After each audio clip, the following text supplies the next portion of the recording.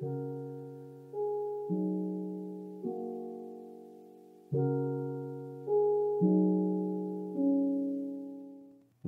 back to another video on Gearsaw Studios, and today I'm going to be showing you Explorer's Eve Part 3, which will be covering a bunch of new options that have opened up since you bombed the Witherstorm.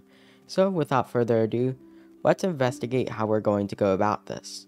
And due to the length of time, me waiting for another Witherstorm update only for one to not come out, well, I've decided to make this, and a bunch of changes have been made. A new Explorer's Treasure, being the Frozen Gemstone. It's really just an icy pendant, but still. I mean, Infinite Frost Walker even works on lava, so imagine the utility in that. And then, we have the Ice Staff, which replaces the Cloud Staff dropped by the Yeti, and the Miner's Band, which is just a Zanite Ring. But anyways, we have some changes to past things. Like I said, the Golden Feather was moved to post-game, so it's pretty much removed for all intents and purposes. And then, the Diamond Minotaur Axe was removed because it was too OP, Power Gloves because there's no other reason to get gloves, you know, it was just free attack damage. Some things were moved around, like the Moonworm Queen going to the Labyrinth Vault, the Hammer of King B-Dogs being put in the Platinum Dungeon. However, the Cloud Staff was moved all the way to the Silver Dungeon, but it's a lot faster now. And also, I figured out how to use it. You have to be standing still. But anyways, now it's significantly more useful, although a little bit later in the game. So, dispelling those. Then, the Shield of a Mile. Instead of the Jungle Temple, Silver Dungeon. The Lamp of Cinders is now a real treasure, which means if you're using it for some reason, well, now it's dropped by the Netherite Monstrosity, which I'll be covering. Then, the Agility Boots, now moved to the Jungle Temple, no longer having to beat the Air Whale King, and then the two things mentioned earlier. So overall, quite a few changes, but otherwise, the pack is mostly the same besides those small changes. Now, before I get into the new stuff, just a couple things to correct from my past videos, you know. Although spreading misinformation might be a little silly, unfortunately I can't exactly do that in a tutorial. Anyways, for one, Valkyrie Armor is actually ridiculously powerful. I proceeded to do a playthrough where I wore Valkyrie Armor as soon as I could get it, and what do you know? It is completely overpowered. Not to mention, unlike Diamond and other things, you can repair it simply by smelting it. So all you need to do is get some Ambrosium from the Aether, sit around for 90 seconds, and what do you know? All your stuff is fully mended up. Not to mention, it's Diamond tier. So you could literally bring this to the final battle, or even the true final battle, and come out victorious with some good enchantments. So overall, this is pretty good. Along with that, Naga's actually splits at 60% HP, not half like I thought, and the Symbiote doesn't gain the Witherstorm's attacks at Phase 2, rather it's really a timer. Essentially, it has to take time to reposition itself, but with optimal play, it shouldn't come in until Phase 2 if you do a one cycle Phase 1. But essentially, you have maybe about 90 seconds before the Witherstorm is ready to start firing on you. So make sure to use that time wisely in order to get as many hits in as you can before the arena becomes chaos. Once you're away from the Witherstorm after the Phase 6 chase, well, you'll have yourself Tainted Dust. Well, it seems relatively useless. I love my retextured Witherstorm Redstone Dust. This will not impact my journey in the slightest, until you realize what it crafts. Here's the thing, it gives you Charoite. Looking at raw Charoite right here, might be called Charoite, but I mean, it's purple, it's totally Charoite now. But anyways, we have raw iron to be changed to lapis later on, then diamonds, sky jade, tainted dust, and an echo shard. Seems pretty useless. Hooray, I get to get diamond but reskinned for blue skies. Well, I mean, look at these things. Now I can go to blue skies, which will be very important later on, although technically optional. Not to mention, this armor gives you 0.5 knockback and extra attack speed. Well, attack speed seems relatively useless, until you realize this sword here I mean, 7 times 1.6 damage per second. I mean, that's already pretty good. Now put on full Charoite and it's 14 damage per second. Any sword can now attack twice per second rather than 1.6 times per second, which makes this the perfect offensive armor, even if it loses out on mobility compared to things like, Valkyrie or Gravitite, or super late game stuff like Ignitium or Stratus. Still, it holds its place in the meta. Not to mention, walk up to it, hold a diamond, and then it'll turn into a tainted gem, which will point you to the closest panel structure, which I'll be discussing later.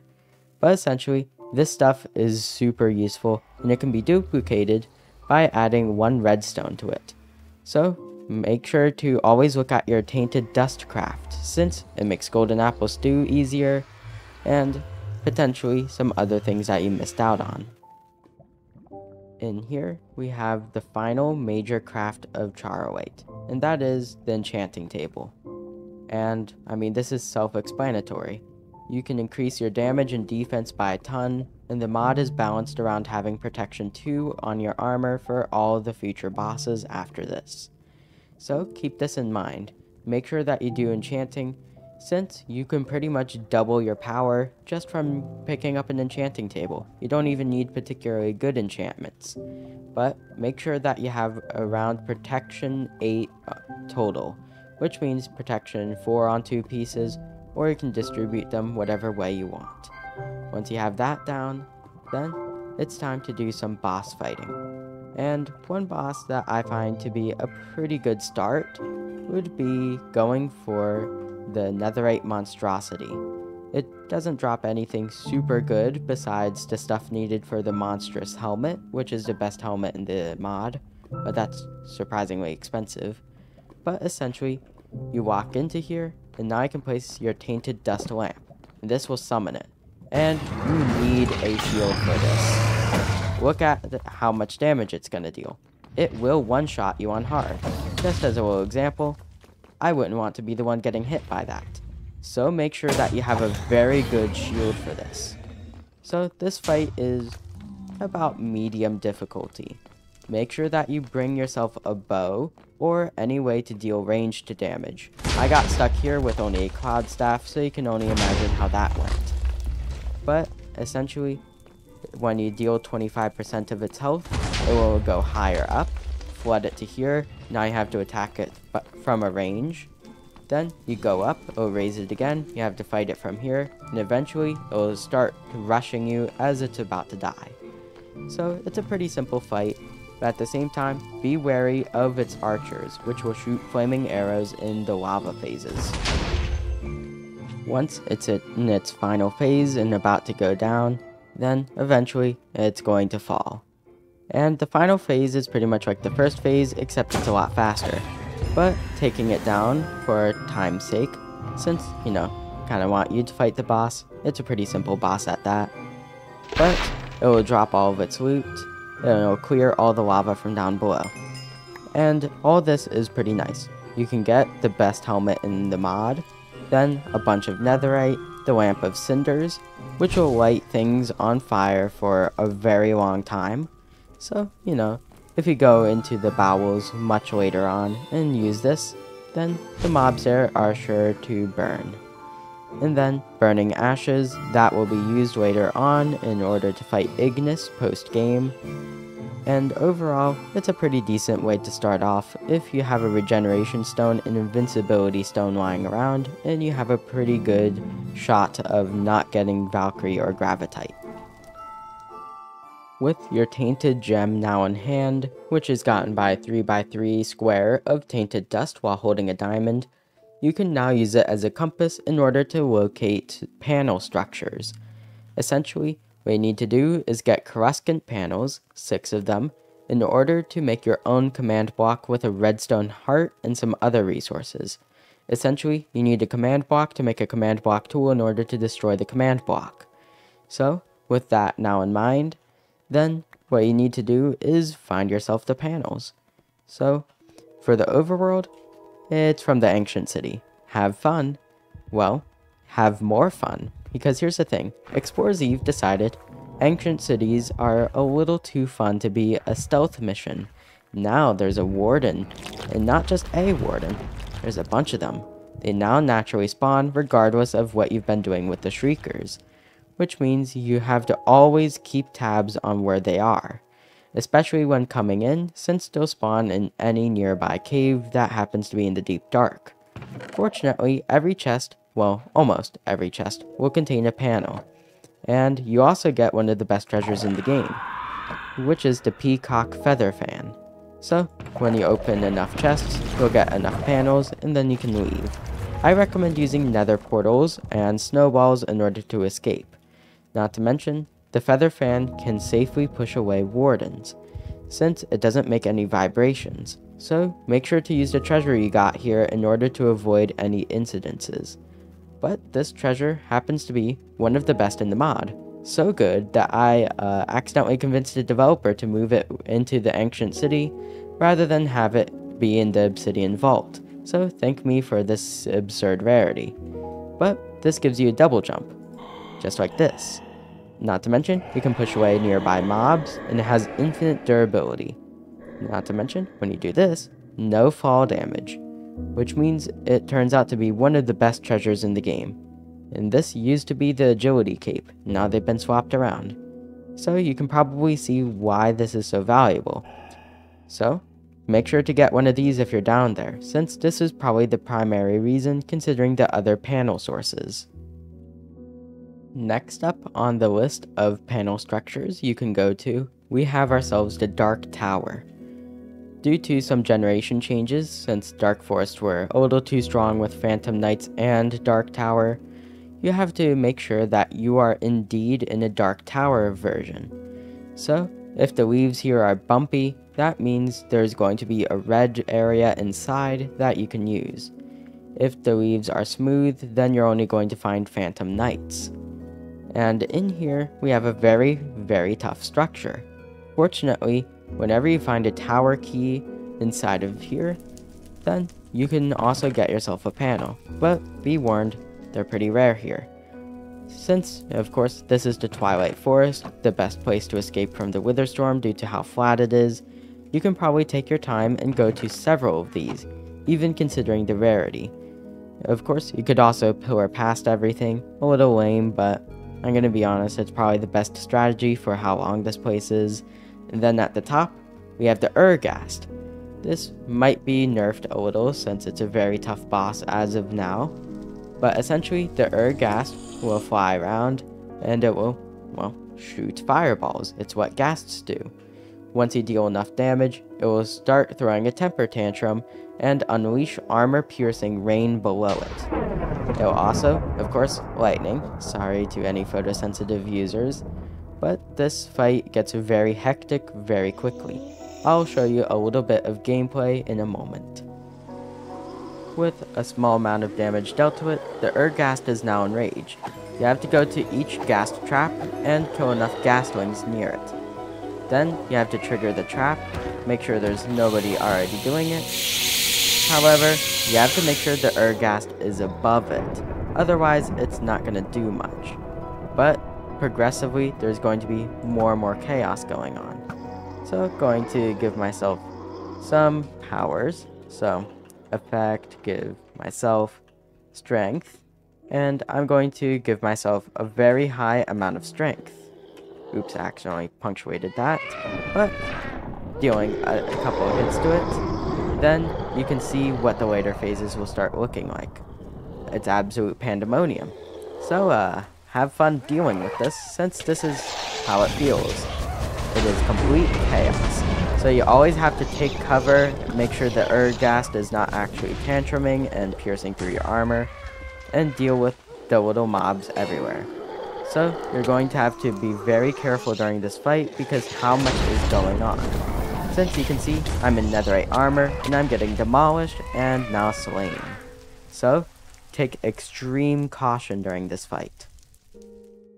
Well, that seemed like an absolute piece of pandemonium with all those ghasts, considering what the final phase would look like. So, why would you ever want to fight that? Well, this. Cue the Doom music now. But essentially, this thing is the most powerful mining tool. Sure, it only has the strength of a wooden pickaxe, but this thing can blast through just about anything, except spawners. I'm sorry guys, that one got removed because of me. But anyways, you can now drill through anything. Deep slate, stone, pretty much anything that gets in your way that can be mined by a wooden pickaxe, gone. So, now you can destroy anything. Not to mention, it does a bunch of damage as a ranged weapon, and completely demolishes the netherite monstrosity.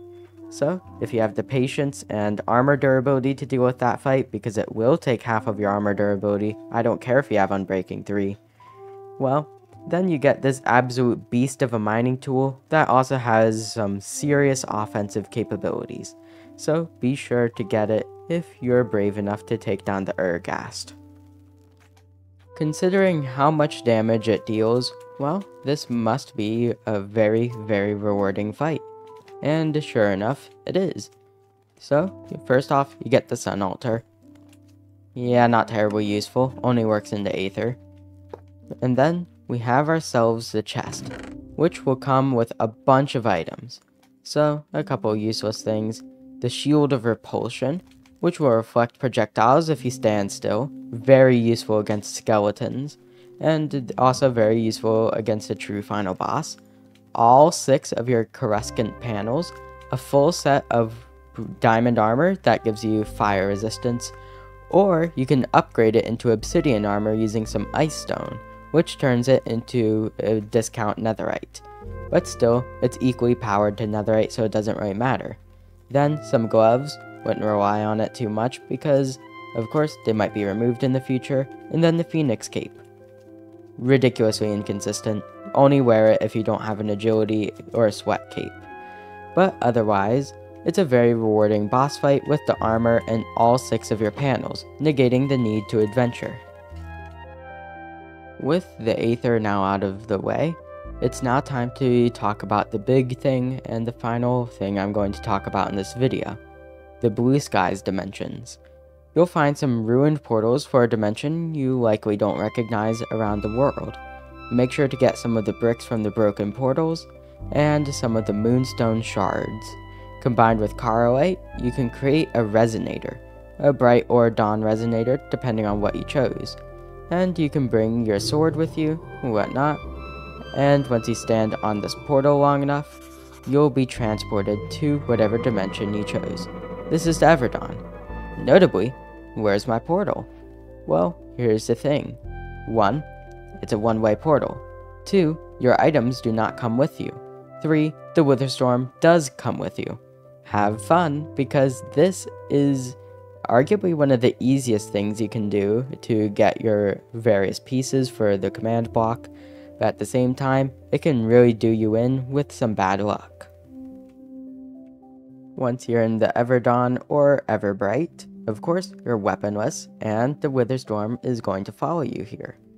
Essentially, you have to be very careful not to stay in various places too long, or too many places too long, since you'll provoke a chase. I'm not going to go into the specifics because generally, knowing exactly how the Witherstorm works like me ends up just stressing me out.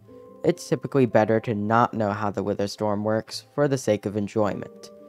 But your task here is to gear up and take on a tower. Both dimensions have towers, and what you need to do is explore them in order to get keys. Not to mention, star flares generate here. So, once you defeat the boss inside here, you can take that. So, make sure to get 4 blinding dungeon keys. Each area has its own stuff. Unfortunately, getting an anvil is more or less unreasonable for the most part. But there is a map to the nearby dungeon that's a stage 2 dungeon. So, of course, you can take these and search for your next one once you take down this dungeon. As for the gear you need to take it on, I'd get at minimum Aquite. No enchantments needed. Make sure to get a shield if possible, only in the Everdawn, or maybe some spears. Essentially, these bosses require only iron gear, which is Aquite. I'd get a Pyrope sword, do some studying of the Blue Book too before the Witherstorm comes, since it's not going to start off chasing, unless you, of course, went here while it was chasing. So make sure to do your research on the various stick varieties, get aquite, and some food. For the sake of time, I'm not going to be going into the Illager boss fights, but each one uses its own attacks, and for each one I have some tips. Make sure to focus down its minions, since they deal a ton of damage, especially when they fire arrows. The blue and red ones melee you, and the green ones will fire arrows and have more health. So, be careful around them. Don't go into the water to put out the flames during the alchemist fight, which is the Everdawn variation. It will just change the water into lava. That's right, it's just evil.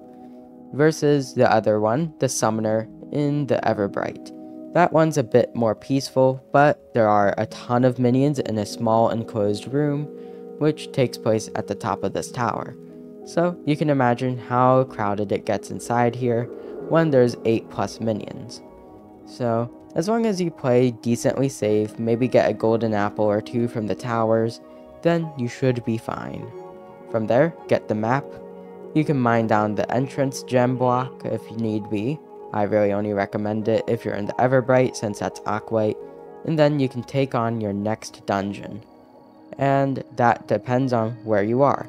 If you're in this dimension, it will be the poison dungeon. If you're in the other one, it will be inside of a snowy forest, and it's pretty much impossible to miss. If you're looking for aquite, don't forget about villages. These things have amazing amounts of gear, so be sure to raid them in order to get everything you need without having to go mining. But of course, if you go mining, you get Charoite and diopside. Diopside is super heavy, so I only really recommend it for armor, while the other one, being Charoite, is exactly how it functions in the overworld, which will allow you to defeat these bosses with relative ease. Inside the Maple Forest, you'll find yourself the Poison Dungeon. And one last thing I forgot to mention, both towers will give you a potion of invisibility that lasts 8 minutes, which will allow you to deal with the chases, considering they're being nerfed to 7 minutes. So drink one of those and you'll be safe except from the skulls, which will make it a lot more bearable. Unfortunately, the terrain here is very unforgiving. But for the Poison Dungeon itself, it's a big labyrinth like this, and you cannot break in from the outside, but generally, your goal is to go down. You can find panels in the various chests in here, and if you go deep enough, you can encounter a Raknar, the boss of this dungeon. And be careful, she nearly ended my hardcore run, even though I had pretty good gear. Because, of course, she is a spider, inflicts venom. I mean, if you've not been hit by a venom spider yet, well, imagine how it would feel to get poisoned too constantly. So be very careful of this boss. Once you have your gear ready, then you can start taking on a Raknar. And this boss is incredibly difficult. I'd only do it if you have a bed nearby and are especially brave. So going in, resummon, so of course it's going to be slightly more powerful than intended, but generally this boss is ridiculously tough. I'm using a out of dimension item, that being its vampire sword drop, but this boss will do lunges against you. So I'm going to get a charm of life, a bunch of them in fact, and you can see for yourself how difficult this boss is. So just from a dodging standpoint, the only way to stop it is to use the spike shield, which it will stun. Not to mention, it will go on the ceiling and start spraying you with tons of poison. And these will predict your location, just like that, and it will start obliterating you. What do? Well, you don't block them. I'm actually not entirely sure myself. Hence, I do not recommend going to the Everdawn and taking on a Raknar, unless you are very overpowered and got stuff like Carway, enchantments, whatnot. With that handled, you get a couple of neat items. One, all Blue Skies bosses will give you an arc, which is pretty beneficial since it's a permanent upgrade. Although the Everdawn ones are significantly weaker, since you get speed 0.5 and an extra 2 hearts from the Everbright versus invisibility while crouching and extra damage while poisoned. Still, you can get the Charm of Keeping, which unifies your inventories and allows you to take whatever you got in either dimension to the other one, which you can now travel with portals instead of having to waste Charoite. You also get the Vampire Blade from the Raknar. It's pretty strong, gives you some healing, which means Regeneration Stone, and now you're suddenly invincible. That is, if you keep attacking. In here, you have to deal with the Starit Crusher, which will spawn in a nature dungeon. I swear this was not pre-planned, I'm actually just that lucky. And here's what it will look like. Pretty much the same idea as the poison dungeon, except the mobs here can only be defeated reasonably with a pickaxe, and the boss is found on this floor. You have to traverse this place normally though. But this boss is quite a bit easier. So in here, there are a bunch of keys, and then you can fight the Starit Crusher. Now, it's time for the Starit Crusher. You have to defeat the summoner for this one and brave the giant nature dungeon, but this one is quite a bit easier than its Everdawn counterpart, although the sword it drops might not necessarily be as good, that being the ice sword versus the vampire sword. But this boss is still nothing to be scoffed at, since, of course, it is a complete mess of a fight. Not in a bad way. This fight I genuinely find quite enjoyable. But what you have to do is break down these walls with an axe, while avoiding these minefields of spikes. Do not use a diopside axe for this. It will make the fight unreasonably difficult. But what you have to do is break down the walls, and then throw the spear at it. You'll be able to attack it for a little, but be careful, there's snow owls here. So be sure to take those down before doing anything to the boss. Repeat this a couple of times, and then the boss will go down. However, it will uproot and start spinning around the arena, which will be sure to cause some mayhem. But generally, this fight is really good. So be careful, and you'll get some good loot, which is very similar to what a Raknar gives. With everything taken care of and quite a few structures and blue skies, we are now left with a bunch of loot. Starting with everything else, we have ourselves Charoite, the monstrous helmet, although very expensive, is the best helmet in general. The block and chain, a very powerful ranged weapon, and an absolute beast when it comes to mining. The mobility tool of all time, the Enchanting Table, of course, Charoite itself, along with access to enchantments, and the resonators. Not to mention Tainted Dust for whatever else you need. Coming from this dimension, we have a bunch of things. Here are all the major drops. Here we have the things needed to defeat the other two bosses, formerly Explorer's treasures, but they aren't actually that useful. But still, you might need them for something, say a very high durability shield or a trident. And then we have their various tomes, not very good, but technically treasures. Well, those ones aren't tagged as treasures, but anyways, we have the Vampire Blade and Ice Sword, both very good weapons. One slows, one heals, and this one deals an extra 0.5 damage over the Vampire Sword. A super good axe, mid, and then we have the arcs from each boss. Should be pretty easy to figure out which one comes from which, but pretty good items in general. The ability to go to blue skies, and the panels. Panels come from the big dungeons like the poison and nature, while the illager bosses will drop the redstone heart. Those will be transferred regardless of you having the Charm of Keeping, which will transfer your items between dimensions, and the zeoliter will make you have portals, no more wasting Charoite on resonators. In total, although there's still quite a bit to cover, that will be relegated for part 4. So, yeah, there's a bunch of stuff going on. As for the Witherstorm, which hasn't really been pictured outside of the intro, well, the Witherstorm has reached maxed power. Since, of course, you've now Formida-bombed it, split into 3 heads, it doesn't get any more powerful after this. So there really isn't anything to talk about since It's pretty much going to act like Phase 6 Chase, except less skulls and tractor beams now included.